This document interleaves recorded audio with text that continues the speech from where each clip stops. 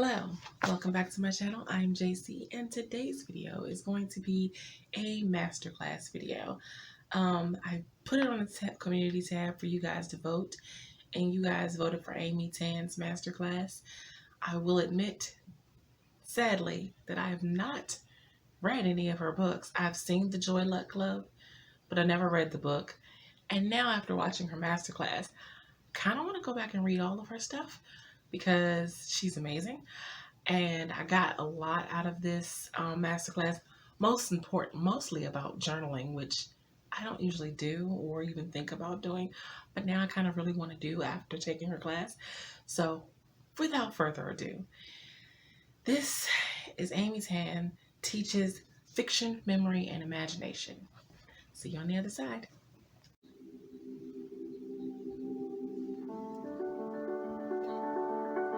I grew up in a household that had no fiction books except for those that we took from the library. So I had this feeling that I hadn't read enough good books. I later became an English major, so I was able to catch up a little, and I fell in love with books, and I took a lot out of the library. What I'm saying here is, if you want to be a good writer, read a lot of good books. A lot of people say, I'm not really a writer. I've just started. If you are serious, you are a writer. And you're going to have this question: what is the consciousness, the experiences, the narrative of your own life that is going to feed into those stories and make them yours? But eventually, if you keep at it, and you have a seriousness of purpose, which is to understand yourself, human nature, the world, relationships, and the conflicts that make us infinitely interesting, you will find the stories that you want to tell. And you get to see how they play out in a world that you have created out of your consciousness. There are so many things you can understand and learn that make the writing meaningful, but more importantly, you understand what it is to be alive and to put that life into your story.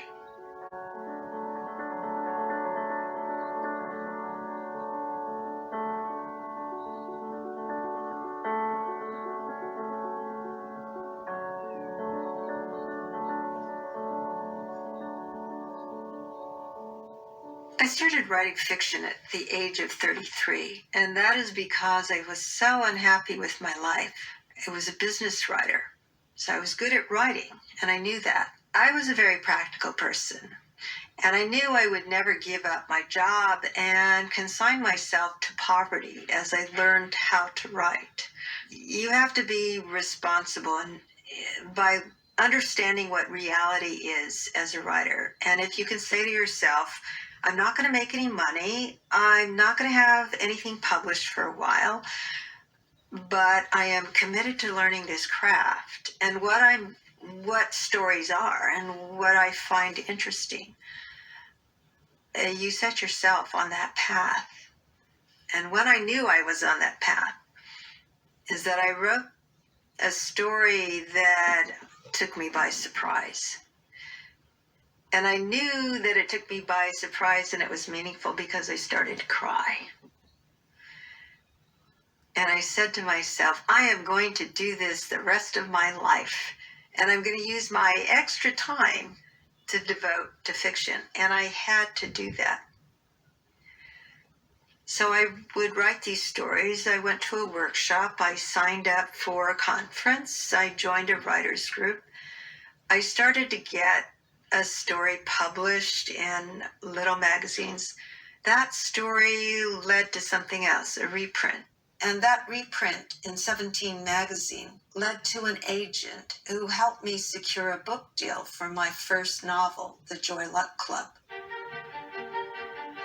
Imagination and memory, tools Amy Tan has mined since her hugely successful debut with the novel The Joy Luck Club. When I started writing the Joy Luck Club, I was such a novice. There was so much I didn't know about writing that I felt I needed to have guideposts that I would create and I would be able to follow. In this class, I'm not going to give you rules. I'm going to give you guideposts.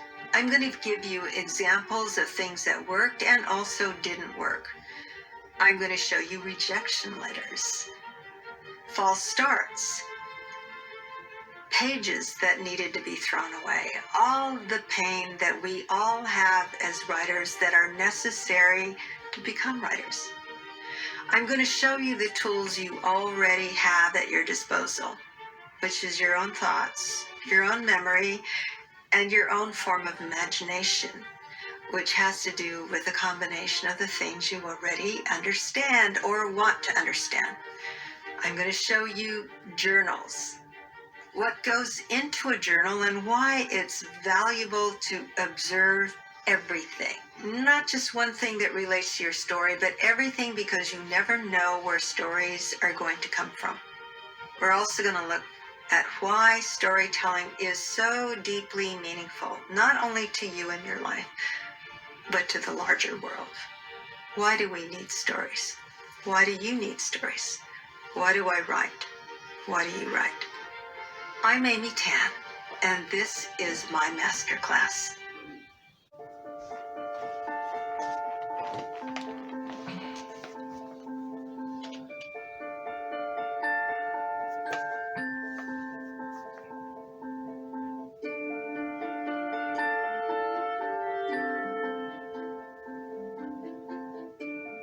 Before we begin writing stories, we begin thinking in stories. I think that happens early in childhood. It is looking at what is going on and trying to explain to yourself what is happening. It is also at some point in child saying, that wasn't fair. What if it had been this way? It should have been this way. Those are the beginnings of stories. At some point, you learn to read and you learn to write. I think almost every single writer loves to read, and suddenly decide with great delight you want to try to write a story. Later on, you might write a story, typically, that is based on something everybody likes. And that's common. You try other people's voices. But then there comes a point when you are a serious writer and you want to speak in your voice. You want to write stories that are original. Isn't that the point? Your voice is going to determine the kinds of stories you want to tell.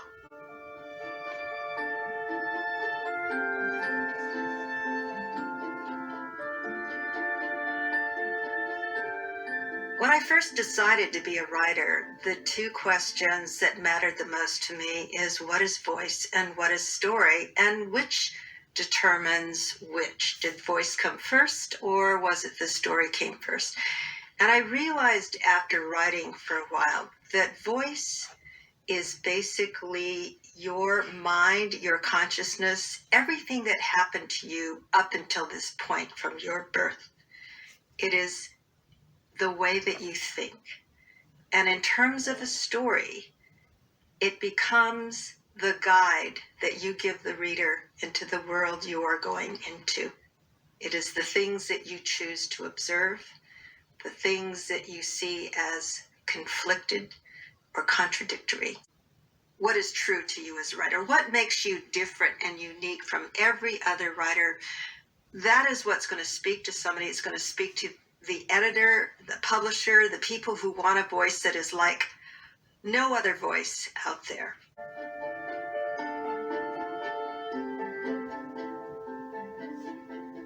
My voice, I would say, is the same as consciousness, my own consciousness. It includes beliefs and how I came to those beliefs. They're not beliefs that were handed to me. They were beliefs I struggled to find, often through difficulties and challenges. My voice includes everything that has been traumatic, for example. It does not include, in terms of my writer's voice, the happiest moments necessarily, not the birthday parties. It would be those moments that caused me to question myself. And so my voice continues to be enriched, and that's what will happen to you. That's why writing is so exciting, because it is that communication with yourself as you write the story of what feels right. What do you know? And you're not going to know what you know until you get into the story and suddenly it becomes clear and you say, that is a truth. And ironically, it's a truth that you find in fiction.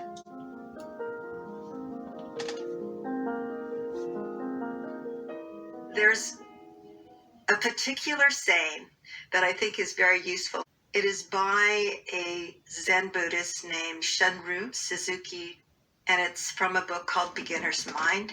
And it says, in the beginner's mind, there are many possibilities. In the experts, there are few. So you never want to become too much the expert and say, I know how this is done. I wrote this story. I learned this. I'm going to do the same thing with this story. No. Each story is different. You have to be the beginner all over again. And that is what's going to leave you open to discovering something new. And in fact, the most exciting, the most worthwhile and meaningful part of writing fiction is going to be the surprises, the surprise discoveries you come upon, and what you might call epiphanies. You have to work at it and let it just arrive.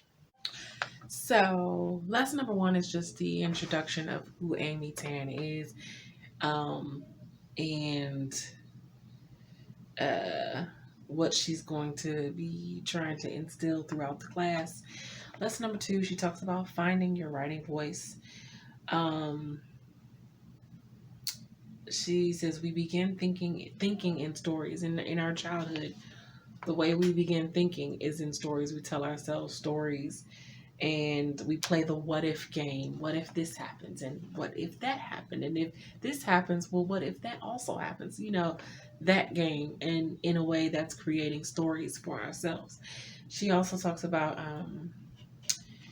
our voice when we're writing. What becomes our voice, it's affected by everything that's happened to us. It's how we think, our consciousness. And she suggested we have to tap into your consciousness, including your beliefs, the things you struggle with, the things that have things that have happened to you in your life that have caused you to question yourself. All of that affects the voice of your writing. She said we have to have a beginner's mind. You never want to become too much of an expert, because once you think you know everything, what is there left for you to discover? And typically, writing is a discovery of sorts. So, next lesson.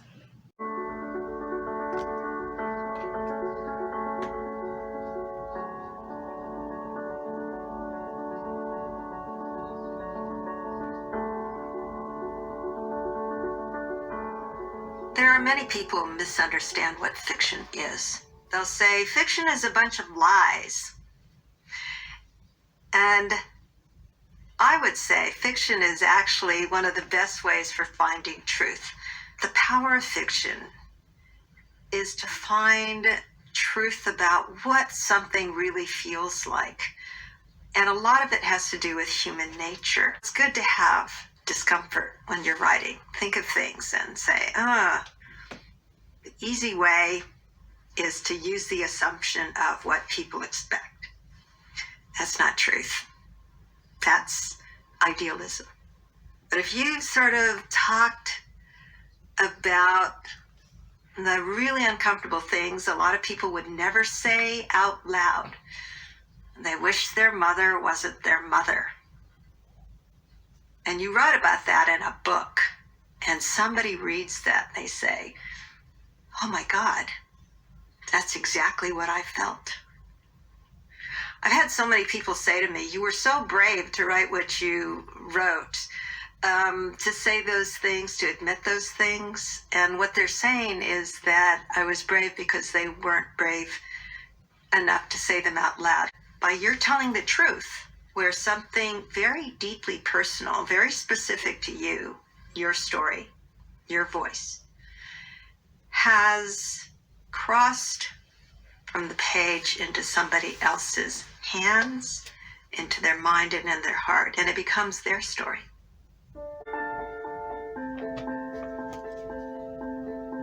Oftentimes, a beginning writer will use a huge part of their life as their first book.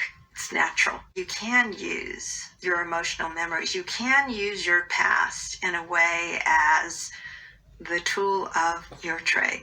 You can take traumatic moments that are smaller and just try to use this technique in a way of going into that place. You want to see it fully. You want to experience. You want to be the witness to that memory as it was happening. And if you can do that, amazing thing is people think it's all true. And that is actually a compliment because they believe it. What they believe is how you incorporated that part of the narrative of your life into the narrative of this fiction. Not the way it happened, but what it felt like when it happened.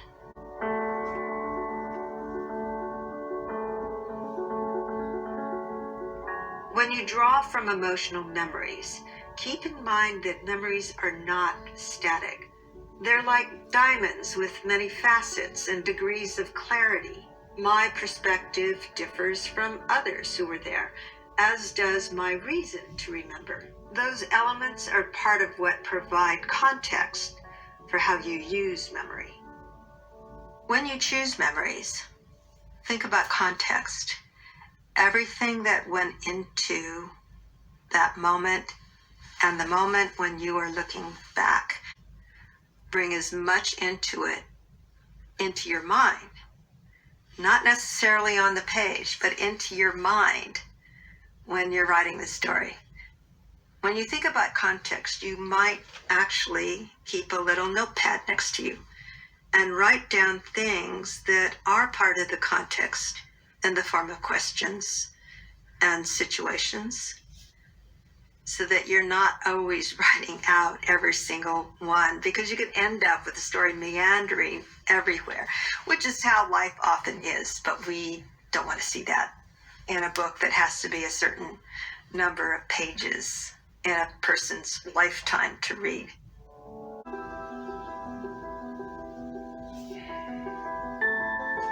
A lot of people talk about these terms, imagination and creativity, and I find that we don't even know what those things mean. They're all very open-ended.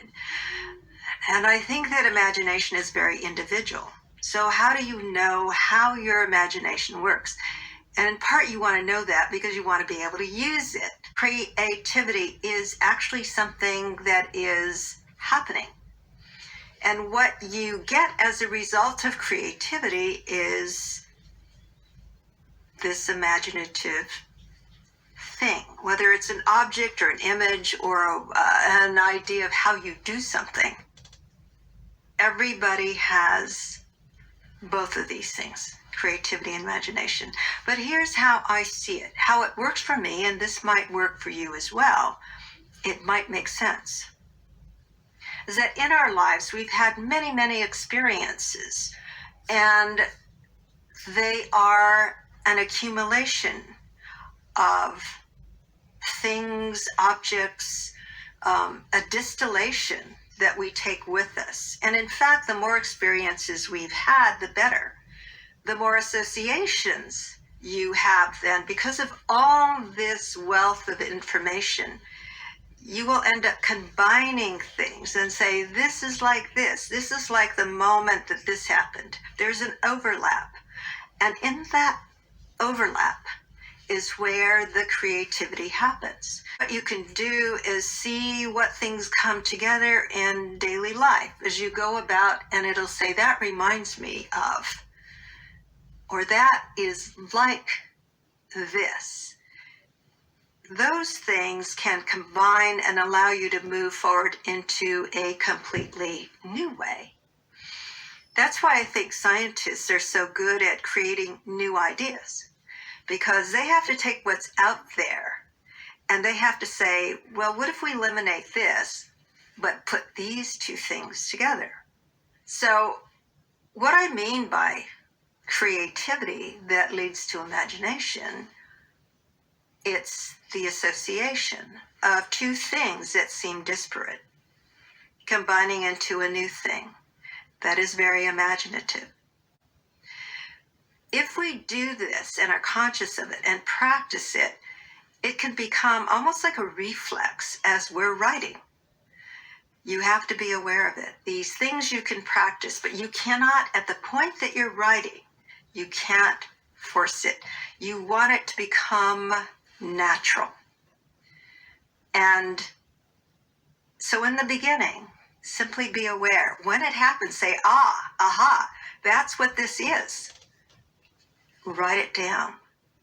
That's really important. Write these things down. And when you do, you'll recognize more of them. In lesson number 3, she talks about memory, truth, and imagination. In talking about the truth in fiction, she talks about the power of fiction is to find truth about what someone feels like. It's good to have discomfort within your writing. Within writing, you have to have the uncomfortable conversations. Talk about things that people wouldn't ordinarily say out loud. She suggests using your emotions, using your emotional memories, as far as your writing, to use your emotions as tools of the trade. Take the traumas that you've been through, the traumatic moments in your life, and use them to influence your writing, not necessarily saying that you have to like write directly about the trauma, but let the traumatic moments and how they affected you influence the way you write. She says to think about context. Memories are not static. Everything that went into that moment matters, towards the memory of it. Consider the context in that moment and bring as much of the story into your mind to convey to the reader. She talks about writing with integrity and empathy, being sensitive when it involves other people, real people. Don't write for revenge, and to have compassion for your characters. She says, when you have compassion for your characters, you are practicing empathy. Next lesson.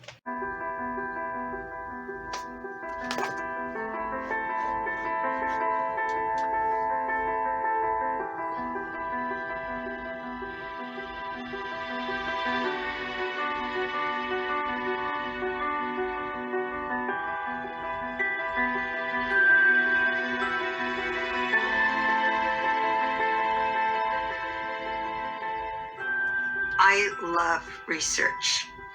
I think many writers do, and we all agree one of the dangers of research is doing too much of it.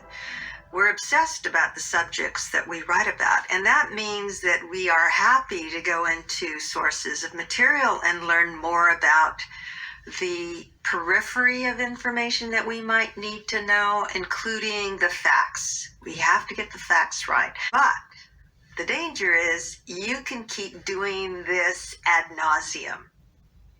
It's part of the joy of writing, but you're going to lose time doing it. What you have to do, though, is put down, what do I need to know, and where am I going off into a little detour, or is this fun? If you have a deadline, you cannot afford to do that. And yet you have to say to yourself at the same time, when you occupy a world, a fictional world, you do want to make it as real as possible. When you ask about those things you would need in a real place, and it enriches your life because you are fully there. But don't get too consumed by research because you lose time in writing, especially when every single page offers you opportunities for research. Just word of advice, don't go looking for when toilet paper was invented. You don't need it.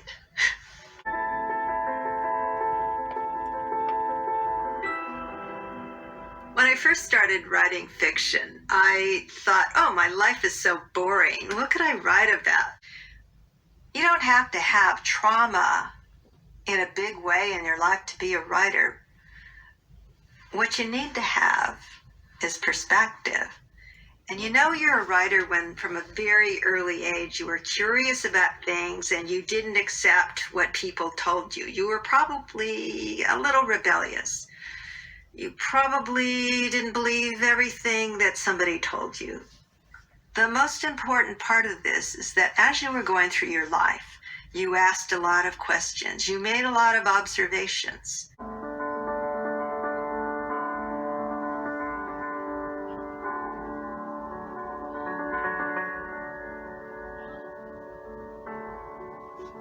When you do research, there's another bit of advice I think that is useful, and that is to have a journal where you put down the things that you found. This was for a novel I was writing called The Valley of Amazement. I label the journal The Valley of Amazement, and I start to write off. This is the source. Shanghai Love, page 121, photo reference taken in 1911 by this person, what the caption said. And then if there's any direct quotes, that is in there. If I have an original idea about that information, say, what did women feel about those clothes? Were they proud in them? I would asterisk my original thought. And this is important because you later on will read these notes and you will not know what is a reference and the words that you have taken from another book and what is yours. So find your way of doing a notation. I find it also helps to put down the date that you made this entry and the place you were, because when you read these things again, having the date and the place can take you back to where you were and what your mindset was at the time. I don't keep journals in a chronological way. I have probably, 30 or 40 journals that are on my shelves. Others that are tucked here, tucked there, little notes, scraps of notes in all kinds of places. The act of putting it down, though, helps me to remember. But I can also go back to these things. It may say 2006, and I'll look through there, and there's an entry from 2008. I just pick up a journal, whatever is there, and there's a blank page, and I start writing.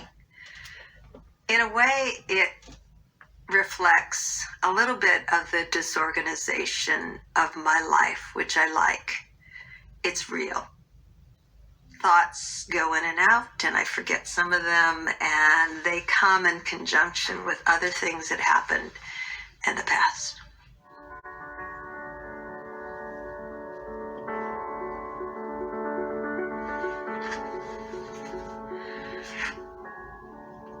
There are other things you can put down in a journal that I think have to do with being a writer. I think that's a really wonderful thing to put down, especially if you're a beginning writer or you have never kept a journal. It's to trace the growth of yourself as a writer and the kinds of things you talked about with others, the kinds of things that you thought about, insecurities, knowledge, the parts that required privacy.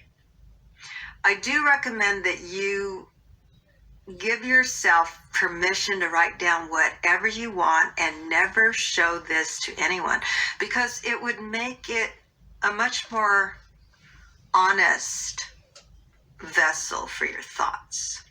Lesson 4, she talks about research and observation. She suggests not to dig too deep in terms of research. She says some details are obviously important, but some details are just not necessary. She also says that you lose time in the writing process if you are doing too much research. She talks about the sources of research, the obvious internet. She suggests drawing from your personal observations. You need perspective. And she suggests keeping a journal when researching each project. So a journal for each project. Yeah, next lesson.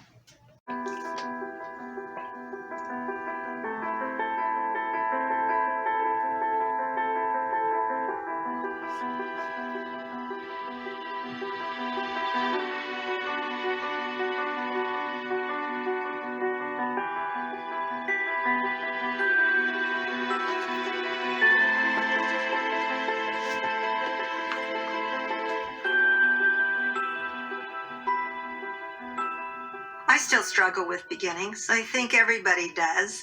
You feel like it is going to determine everything, and so you have to choose the right beginning. I've learned over the course of writing a lot of books that oftentimes the beginnings you put down are not the beginnings that are going to stay. As you develop the story, and especially as you move toward the end, you realize that the beginning is not the beginning. The beginning probably happens in the next chapter, or the beginning is reflected by what happens at the end.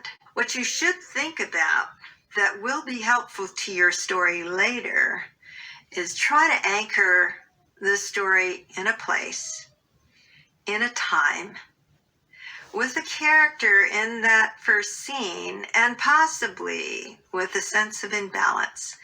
When you have imbalance, when you have conflict, when you have uncertainty, the story has to go somewhere. You have to solve what that uncertainty is. When you have a character that has something puzzling happening, that is the entree to a story, and you want to find out why that person's situation leads to something else. Think about the season, something really basic like the season, snow, fall, sweating heat. Feel it, be there. Of course, you need to have a time period. Are you in the 18th century? Are you in the dystopian future? Are you in the here and now? That then will tell you what are the possible situations that you might come across. An arranged marriage, a tsunami coming, a wasteland. Those are the things that can ground your story, and that's what you want to do. But keep in mind, again, it may change. This is purely to get yourself started, but eventually you will need those elements in your story.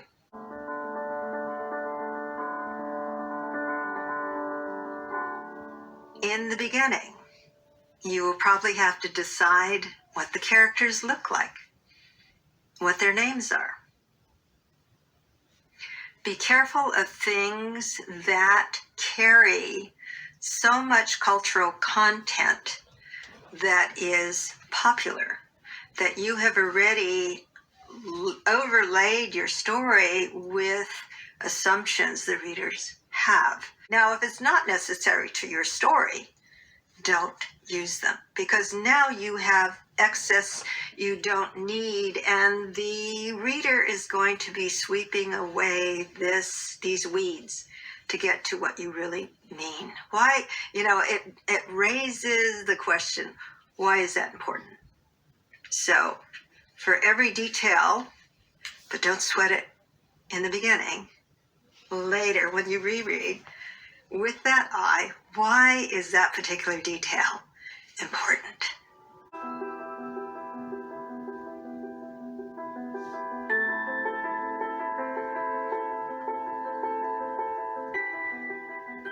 When I started writing my first book, in order to keep myself focused, I decided to create an outline.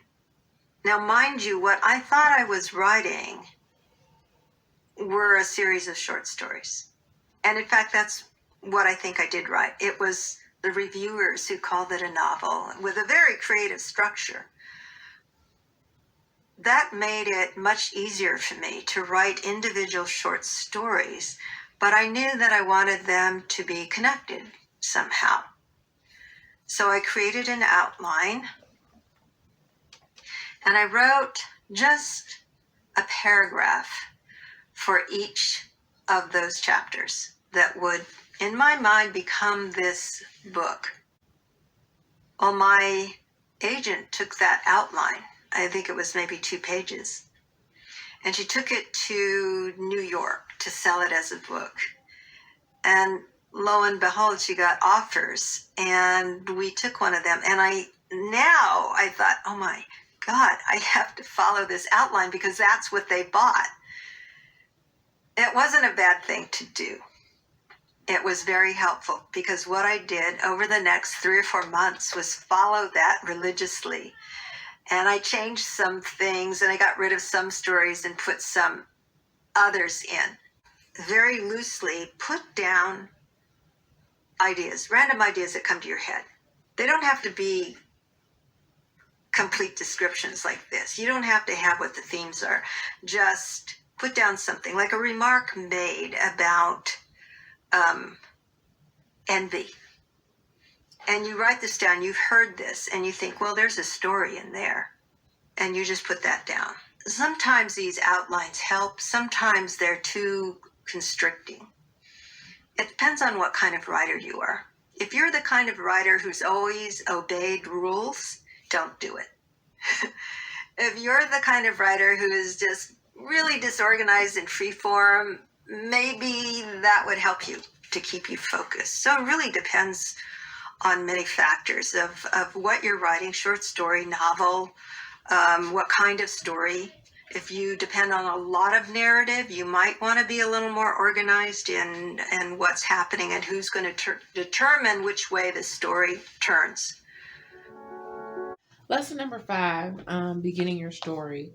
She talks about how to anchor your story. As far as place and time, she says take yourself someplace, think about something basic, think about the time period that you're writing in and some basic things that happened in that time period. Ground your story using maybe a central character or a central piece of time or a central point in the time period that you're writing on. Maybe a central event that happened in that time period to center things around. She said, be careful in choosing your characters, particularly if you're writing things that includes pieces of history.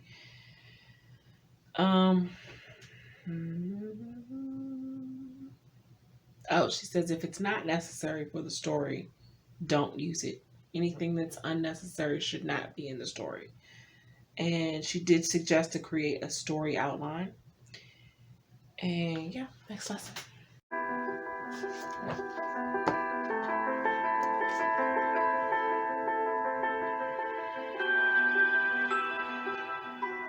That's always, I think, a very difficult choice to make at the beginning of a story. Choosing that point of view. Are you going to use third person omniscient? Omniscient is you're the God of this universe. You know everything. You know what this person is thinking, that person. You know their motivations, their intentions. You know what secrets they did in their past. You see what's going on. You have judgment over all of that. That's omniscience, the omniscient narrator, third person. Then there's a third person point of view. One of your characters, your main character, you occupy their mind. Sometimes you know more about their mind than they do. You know about traumas in their past that are now being reflected in what they're doing right now, but they kind of forgot. So you have to keep all of that in your mind as the writer in being the third person narrator. So there's a close-up third person and there's the omniscient. On the other hand, you might decide to use a first person voice. And that's a voice that I particularly like, because if you're going to write a story, especially one that has a lot of emotion in it, a lot of self-discovery in it, it allows you intimacy. It allows you to peer into something and express how you feel exactly in your body. You can compare that to how you have felt in the past. You would choose then your point of view in part on the kind of story you want to tell. Now, I would not stress too much over choosing the right narrative point of view. If you don't know it in the beginning, just try one form. You may decide later that you want to use a third person voice because you need that leeway of knowing what other characters are saying. So choose your point of view with two things in mind: the story you want to tell, the type of story you want to tell, how emotional, how much of it depends on a lot of action with numerous characters, and also the particular character, not just the story, but the character and what they are going to reveal, the main character, what they are going to discover.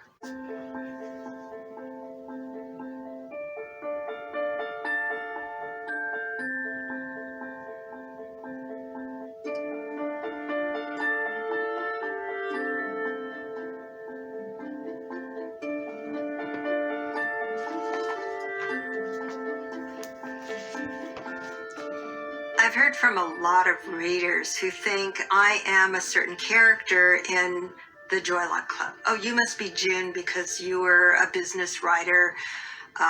You must be this character because you lost your brother and this person lost. The truth is that every character has a bit of me. Perhaps an obsession or a sadness or a dilemma.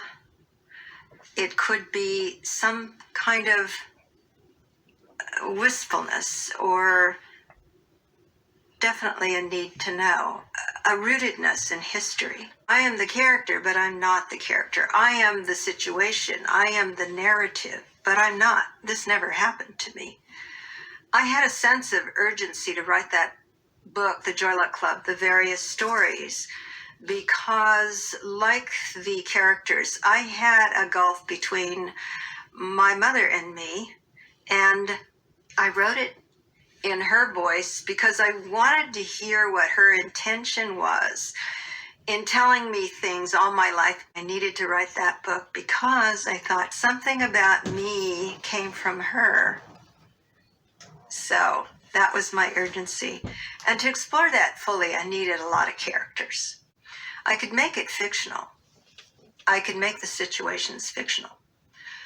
But the deep-rooted feelings, the emotions, and the reactions were those of my mother and those of myself.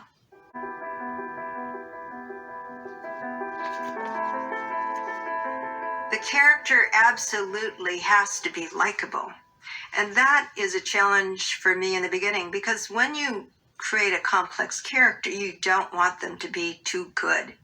So you imbue them with certain qualities that are not so great. You, the writer, has to be sympathetic to those characters. That is especially difficult when you have a bad character, an evil character. You have to find the range of what you want to place in that character. In fact, perfect characters don't exist, as perfect people don't.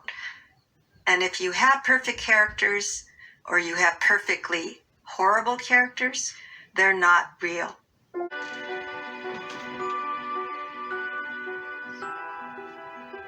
When I begin a story, I need to know basic motivations. Motivations are movement. Intentions are a basis of thought that are going to guide how that movement happens, but they will not remain the same. It may turn out to be you need to know more about what those motivations are based on. Sometimes it is because of what happens in the story. What does the person believe? What of her beliefs, not necessarily given by her mother, but maybe her friends, society, religion, past circumstances of her life are useful or not useful? Usually it's going to be not useful. So I believe that it's important to have a motivation, usually to know something, and to either get something or avoid something or face something or be in a good position and not be taken advantage of. All of those kinds of things, but it depends on the situation at the same time.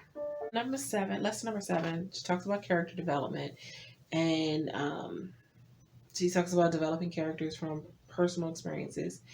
She talks about the fact that we should create complex characters because perfect characters do not exist.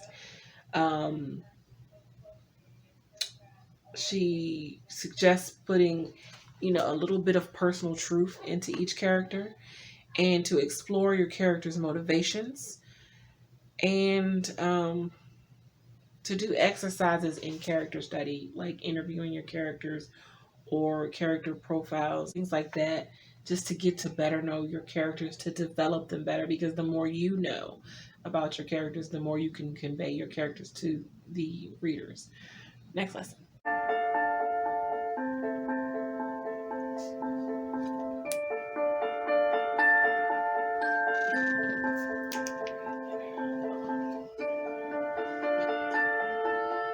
I've done probably thousands of interviews for media, and the question that I probably love the most is when an interviewer in Germany said to me, "What is the question no one asks that you wish they would ask?" And I immediately said language. And I wanted to say, I have a love of words, and that is one of the reasons I became a writer. I love words, and I'm trying to always find the ways that express something with a sense of exactitude, which is a self-defeating proposition. You can never have exactitude, and that is part of the art.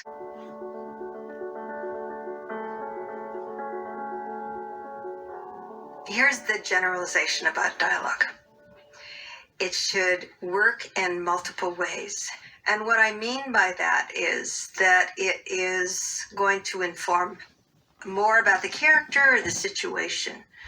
Especially in the beginning, it might inform you more about who this character is. On the other hand, you don't want to have so much dialogue that it bogs down the story. You have to be conscious of it all the time, just in your mind. How does this piece of dialogue work? Is it extraneous? And those reasons why it's extraneous and excess is something you should look at in terms of your own story. What advances a story? What do you need to know? What lets you know more about the character? And if it's not doing that, consider cutting it. There are a lot of interesting things you can do with dialogue to really enhance the character and the story. Secrets are told in inner language at first. Secrets are also told in partial dialogue, where you don't have things completely said. So you can advance the plot.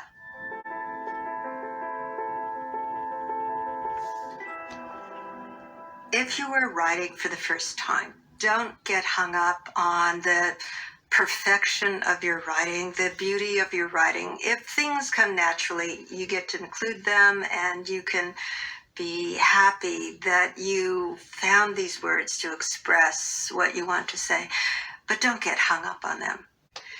You always have the opportunity to go back and make those sentences better and to clarify and to excise. All of those things have to do with the craft of writing. So you separate out narrative from craft. You should always have an understanding of craft, and it should be there. You should have an overall sensibility that it must be there. But the finer points, you can not torture yourself as you're writing and say, I'll get that. I'll get to that. I know I will get to that on the first revision, the second revision. It will get better and better and better.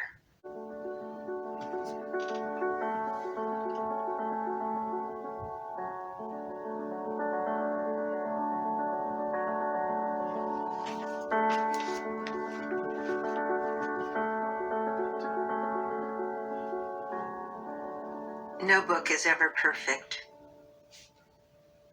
I think that. Most writers I know think that. There is always room for making it better. And the way you make it better is a process called revision. When you're starting off as a fiction writer, if you haven't done this a lot, you might want to break that down into elements.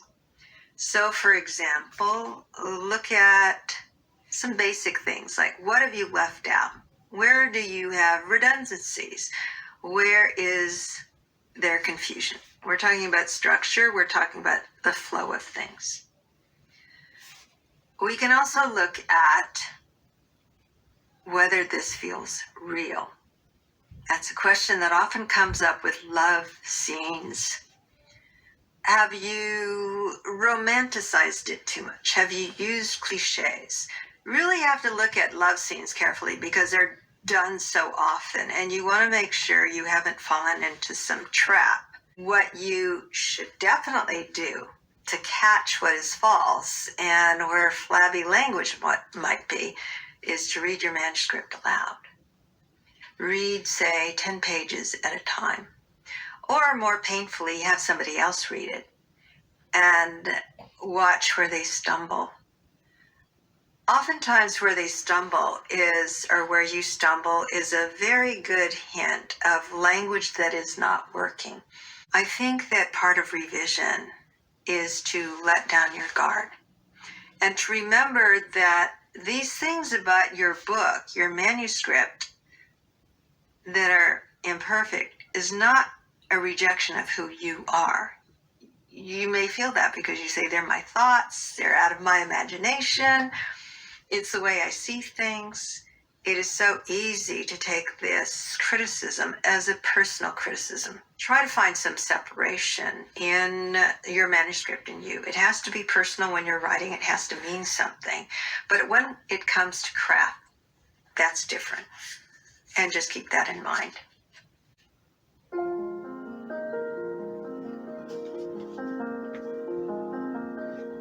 The other thing you might do if you're looking at things in a systematic way so you're not overwhelmed is go through one character and read through and see if that character is consistent You might do as what my editor did, and that was to take every single character and write it down and say, what is this character about? What is the year that is happening? What are their names, and has the name changed?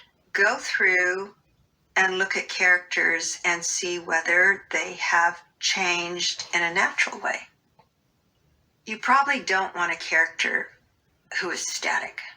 Nothing happens in their life that changes them, that enlarges their perspective, that causes them to question their life, themselves, or other people. See if you have that kind of movement in the character, himself or herself. You might want to look at setting. Go through your entire manuscript looking at all these wonderful places your characters have visited and see if they're actually very clear, or you have gone on too much about these. Is that detail really necessary? If you included the detail, why is it important to the story? Because it's the character who noticed it, or it is the narrator who noticed it and decided to point out that one branch had broken off. Why? Is there a reason within the story that that was noticed? So pay attention to all the details and see if they are necessary. You need to discover the characters yourself. Have you put down conclusions, too many hints of where the story is going to end up? You want to keep those surprises going. Do you want to have turns in your story that are suspenseful and that they're going to lead to a place that allows the reader to discover it and say, this is the perfect place. This is not predictable. This is inevitable, and it makes sense, and it's satisfying. Before you get to that point that it's satisfying, however, all these elements must be looked at. Lesson 9, she talked about the revision process. She said to be tough on the writing, but not tough on yourself. And she talked about breaking down the revision into elements, redundancies, cliches. Does it feel real? She suggests to read your work aloud to know if it flows and how it sounds. Does the dialogue sound real and effective? She also suggests, of course, having someone else read it. Let down your guard and don't be so unwilling to share your work or afraid to share your work. She talked about reevaluating your characters, the plot settings, making sure that your characters stay consistent. If they say they like one thing in one part of the book, don't have them say they don't like it in another part of the book. That's not, because this isn't just simple example. Is there movement in the character? Like, basically, does the character grow? Is there character growth over the course of the work? She talks about the fact that she has 3 different things that constitute whether she will delete words or pages. Is the pacing good? Is there confusion in the story or with the characters? And does it flow? If pacing isn't good, she'll get rid of it. If she's confused or if there's confusion in the story and you can't really tell where the characters are going or what's happening, get rid of it. She says if it doesn't flow right for her, she would get rid of it. So, next lesson.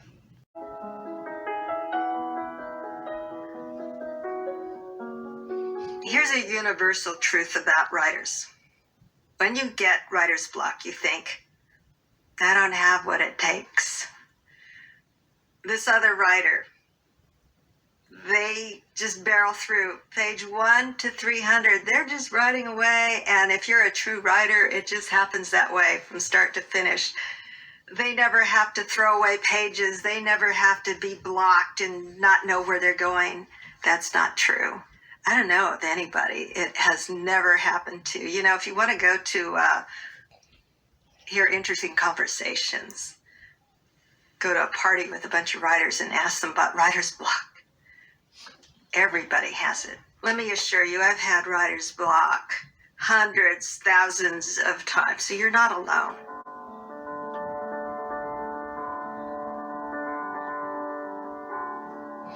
I've heard people refer to writer's block as the blank page, and they don't know what to put on that page. Everything is just nothing. But I don't think that's what writer's block is. I think writer's block is too many things in your head. It's as though the room is filled with floating flotsam and jetsam of all the possibilities of what you could put in the story, and all the things that you've written that you think are terrible. And it's all there, and you have to deal with it, and you're trying to write the next page. The next page is a jumble.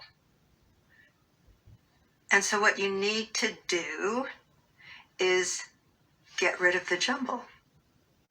The other reason you get writer's block, and I've verified this scientifically, is that you have written yourself into a corner, and the corner has no way to get out this way or that way, meaning you have limited yourself because probably you came up with an idea that you wrote to and didn't allow yourself the freedom to move forward. So it's a problem with the narrative where you got stuck. Writer's block can also be that you got to a point in your story and suddenly you don't like the character. Or the character now doesn't allow you to move ahead. What do you do with that? Before you think, I'm not a writer. I'm obviously not good enough to be a writer because I can't think what to put down on the page. You are a writer. Writer's block is actually proof that you are a writer because you care enough. You've invented enough complexity, probably. You have too much and you don't know where to go with it. Writer's block can settle in from when you first sit down to write again. Each day it seems like it's new. Stay focused until you can get past that point where again you feel you have the skills and the confidence to move forward.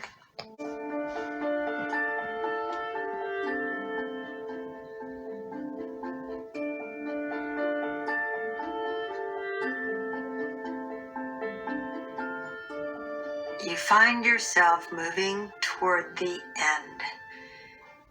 And you know it probably is the end because it has meaning. And the meaning keeps growing until it is self-evident that this is what the story has meant all along. You have a feeling, usually of incredible satisfaction. Well, of course, you're elated because you're finally done. But it is that understanding of the story and in part of yourself that you've discovered something new.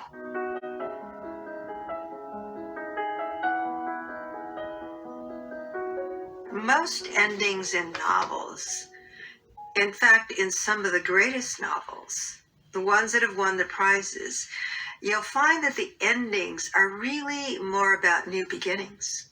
You have a sense of an understanding of, this character has knowledge now, the character's not confused. You get the sense that what it's come to is inevitable, but not predictable. It's predictable if you forced it in a certain direction.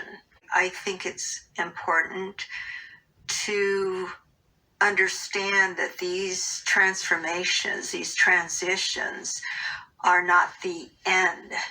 It is the end of the story because you don't have more pages, but it's never the end of what the story really is. Sometimes you don't know where you're going until you get there and you say, yes, that's exactly where I wanted to be.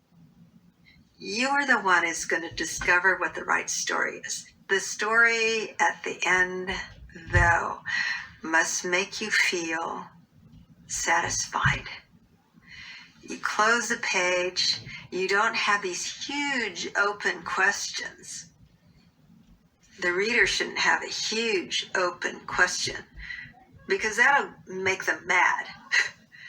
What do you mean it ends here? What's really going to happen? You have a place where they say, yeah, that makes sense. That's good. Lesson number 14, she talks very briefly about how to end your story. And there are 4 takeaways that I got from that. She talked about a good ending is like a new beginning. The ending should provide the necessary clarity.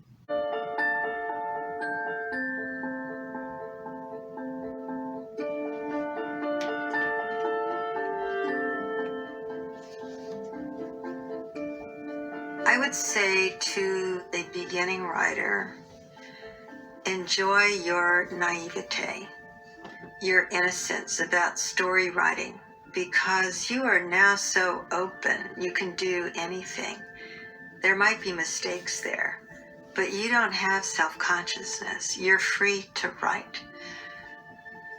You want to be published, but there's a benefit in not being published because you don't have outside pressure. The pressure comes only from you, and that's a good thing. You have to be willing to hone your craft. You have to be motivated to perfect your craft, even though it will never be perfect. You have to be willing to be satisfied with what you write. And then always in your life as a writer, be committed to making it better, more meaningful.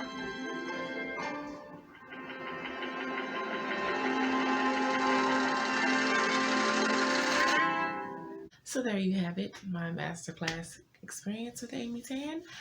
I really enjoyed this class. I got a lot out of it. Um, like I said in the beginning, I've never really, I jot down story ideas and things like that, but journaling has never really been something that's worked out for me. But I don't know, hearing the way she journals and the way she does it from her class, it kind of makes me want to give journaling another shot.